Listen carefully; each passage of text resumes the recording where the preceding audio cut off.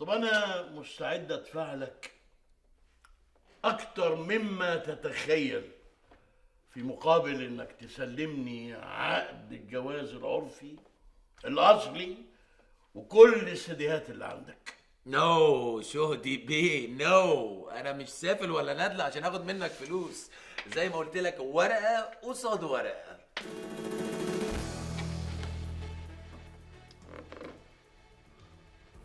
ما هو يا عقد الجواز بس الاصلي وكل السيديهات اللي عندك، يا كل الرصاص اللي في المسدس ده هفرغه في دماغك يا كامل يا فهد.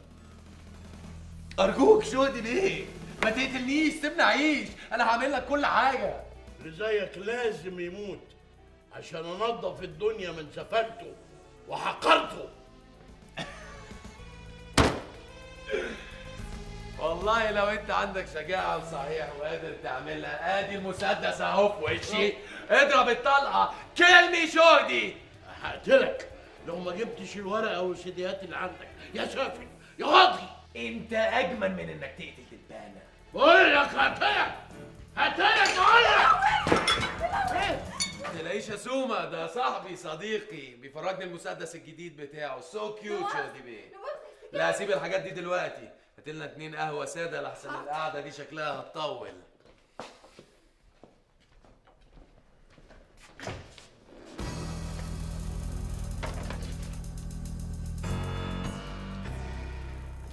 مسدس شيك قوي يا شهدي بيه، شكله فيه امكانيات واوبشنز حلوه قوي، سو كيوت. انا مشغول. واحده يا اخي ومش اي واحده كمان اتخدعت فيك وحبتك بعد ما ضحكت عليها وفهمتها ان الجواز العرفي ده يعتبر جواز على سنة الله ورسوله. ازاي جات لك فكرة، ازاي جات لك الجرأة يا اخي انك تصورها وهي على السرير في غرفة النوم وليه؟ هوايه عندي، توثيق مذكرات، بتحصل في احسن العائلات. احسن العائلات؟ انت مش ممكن تكون انتاج عائلات ابدا. احنا لو هنستمر في طولة اللسان دي هزعل، اقول لك المقابله دي انتهت ونقلب ايامها سودا، بلاك دايز فور ذا وزيره. وانا بقول لك بقى ان اللي انت بتطلبه ده من رابع المستحيلات. لا مستحيل ولا حاجه يا شهدي بيه، دي معالي الوزيره صاحبه السلطه والنفوذ، يعني بتاشيره قلم تخصص لي الارض، ويا دار ما دخلك شر. انت بتقول ايه يا استاذ؟ معالي الوزيره اصدرت قرار ونشر في كل وسائل الاعلام وفي كل الصحف، فاهم يعني ايه؟ ده موقفها هيبقى حرج جدا. يا شهدي بيه، ياما وزراء اصدروا قرارات الصبح واصدروا عكسها قبل العصر. الله، وبعد كده تبقى محرجه ايه؟ ربع ساعه هتعدي. بدل ما تبقى محرجه طول عمرها، لما اطلع الورقه اللي معايا اللي هي ماضيه عليها وماضيين عليها شهود بتثبت انها على ذمتي في القانون وفي الشرع. ايه وشرع ايه يا مجنون انت؟ انا نسيت اقول لك حاجه مهمه جدا، something very important شهدي بيه. انا لما طلقتها سالت الشيخ وقالوا لي دي طلقه واحده، وبما ان ليا 3 طلقات قلت ارجعها ما بيني وما بين نفسي استعمالا لحق الشرعي، بما انها كانت طلقه رجعيه ومش طلقه بائنه. رجعت ايه وبائنت ايه؟ ده جوازكوا اصلا مشكوك في صحة شرعيته. والله الكلام ده تروح تقوله في المحكمة أو في دار الإفتاء، أنا كل اللي أعرفه إن لحد دلوقتي معالي الوزيرة على ذمتي، وزي ما يحيى شاهين بيقول في فيلم شيء من الخوف، جواز عتريس من فؤاد باطل. أنا بقى أروح بقى على صوتي أقول جواز معالي الوزيرة وفاء المصري من محمود بعزت باطل باطل باطل. انت عايز توصل لايه بالظبط؟ انا اقعد اعيد وازيد في نفس الكلام يا شهدي بيه؟ انا لو سربت مشهد واحد من السيديات دي على النت هتبقى فضيحه معالي الوزيره بجلاجل. وعلى راي المثل اللي ما يشتري يتفرج، ساعتها تبقى فرجه ثقافيه وببلاش كده. بعد كده اخد الورقه دي اطلع النائب العام بتهمه جمع الزوجين، غير القضيه وغير الحبس المؤكد والفضايح والمانشيتات، واديله اديله ادي. انا متاكد ان نسبه المشاهده على الانترنت هتكسر كل المقاييس. معالي الوزيره فيلم بورنو. انما مش هتبقى فضيحه بالنسبه لك انت كمان برضه؟ ولا تفرق معايا، اعتبرها دعايه واعلان لمنتجات كامل فهمي شديده الجوده. صحيح، اذا لم تستحي فاصنع ما شئت. بقول لك ايه يا باشا، نقصر الكلام. الهانم تمضي لي قرار التخصيص وتسهل لي اي مصالح في الوزاره. قدامكم 3 ايام، يا اوكي يا كيمو جو اهاد وافضح الوزيره. انا برأت ذمتي امام الله وقلت لكم معالي الوزيره مراتي قانونا وشرعا. ياه، انت بالشكل ده اكيد تبقى تفوقت على ابليس. اديك قلتها، برافو ابليس. انا لما انوي واقول يا شر، ابليس ده ما يحصلش تلميذ من تلامذتي. اتقوا شري، اعملوا اللي بقول لكم عليه بسرعه اوام اوام عشان ما تندموش. طب ايه بقى اللي يضمن لنا بعد ما ننفذ لك طلباتك ان ما عندكش سيديهات تانية وان الورقه هي الورقه الاصليه؟ حلو قوي الكلام ده. اسلمها الورقه تطمن انها اصليه كده وامضي لها على ظهرها طلاق بال3 واكتب تاريخ الطلاق اللي كان من 3 سنين. طب والسيديهات؟ السيديهات هسلمها لكم واحلف لكم بشرفي ان مفيش نسخه تانية. والمفروض بقى ان واحد زيك لما يحلف بالشرف اننا نصدقه، مش كده؟ شهدي بيه، انا ما اعتقدش ان قدامكم اي اختيار اخر. خلينا حبايب مش اعداء، احنا قدامنا مصالح كتير لسه. يا نهار اسود، ايه الكلام اللي انت بتقوله ده يا عمو؟ عقد عرفي ايه اللي بيتكلم عنه ده؟ للاسف الشديد يا بنتي كل كلمه قلتها لك مظبوطه. المصيبه الكبيره انه وراني ورقه الجواز العرفي الاصليه اللي انت ماضيه عليها بخط ايديكي. دي اكيد ورقه مزوره. الورقه المزوره هي الورقه اللي حرقها قدامنا واحنا بنخلص الموضوع زمان، وقال لي انه طلقي طلقه واحده بس رجعيه، وانه بينه وبين نفسه رجعك تاني لعصمته. يعني انت تعتبري مراته لحد دلوقتي. يا نهار اسود، وجوازي من محمود. انا مش عارف، انا مخي وقف خلاص، مخي هيتشل. يا مصيبتي السودا، يا مصيبتي السودا، يا مصيبتي السودا، يا مصيبتي. طيب هدي نفسك بس، هدي نفسك. خلينا نفكر كويس، نفكر بهدوء في حل المشكله دي. اهدي نفسي ازاي؟ ده انا الدنيا اتطربقت على دماغي. الكلب الحقير ده ازاي يقول الكلام ده؟ هو صنف واطي وحقير، مفيش حدود لسفالته. الورقه دي مصيبه، لازم تتجاب منه وتتحرق باي ثمن.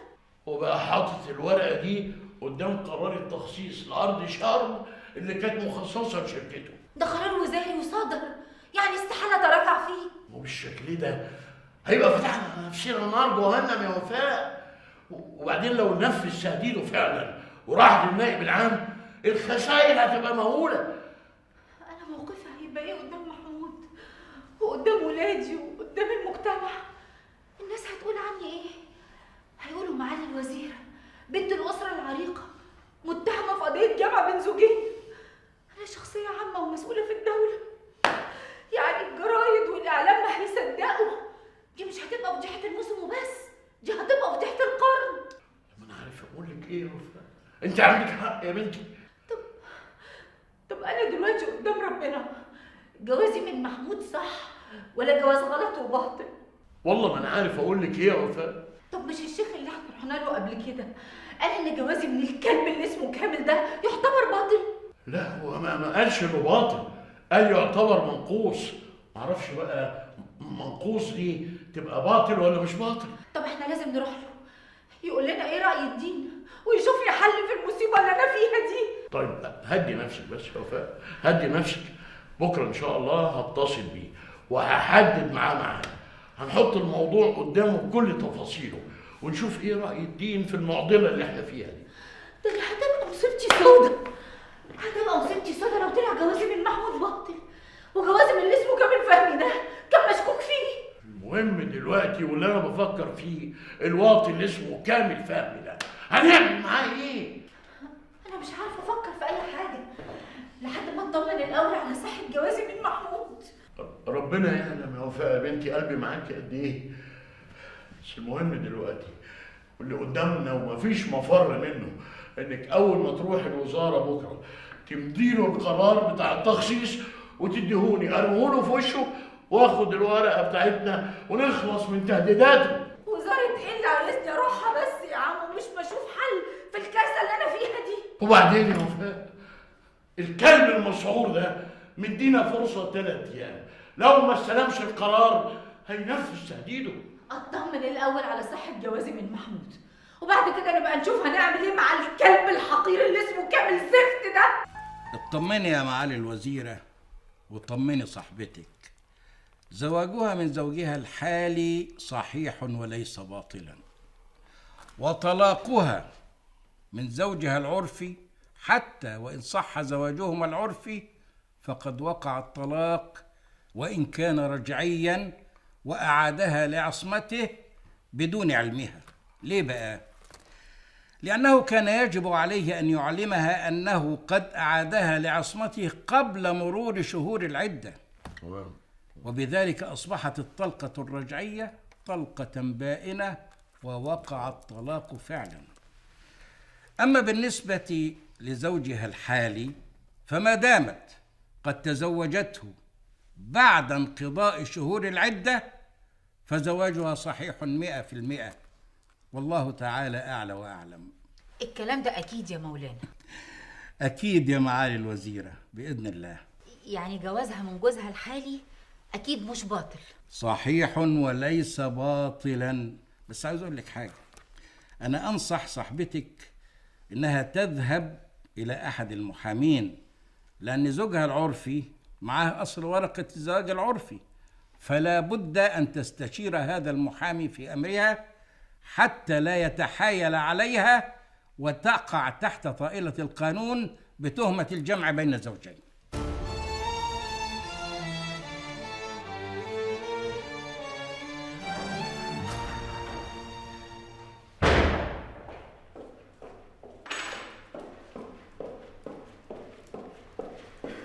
محمود وحشتني، وحشتني قوي، وحشتني موت، وحشتني قوي قوي قوي قوي قوي يا محمود. وانت كمان انت عارف اني اكتشفت اكتشاف خطير؟ اكتشفت اكتشاف خطير مرة واحدة؟ اكتشفت اني بحبك قوي، نفسي افضل جنبك لاخر يوم في عمري. افهم من كلامك يعني ان الارق وقلة النوم اللي كانوا عندك دول كانوا بسبب ان انا كنت مسافر؟ بالظبط كده، وتعمل حسابك بقى من دلوقتي من هنا ورايح مفيش سفر من غيري، رجلي على رجلك. يا ريت يا وفاء، يا ريت تبقى رجلي على رجلك. ما انت عارفة انا بيكي بعتبر نفسي اسعد انسان في الدنيا. وانا كمان يا حبيبي، وانا جنبك ببقى اسعد ست في الكون كله. طب ما بقولك ايه، لامي واحمد وشوشه قاعدين في الجنينه واقعين من الجوع، واحمد وشوشه قالوا مش هيروحوا غير لما انت تيجي ويطمنوا عليكي. فايه رايك لو نروح لهم الجنينه يشوفوكي ويطمنوا عليكي، وبعد كده بقى تعملي لنا عشوه حلوه لحسن بصراحه كلنا واقعين من الجوع. انا كمان واقعه من الجوع اكتر منكم. حاسه اني عايزه اكل كتير قوي وعايزه انام كتير قوي قوي قوي.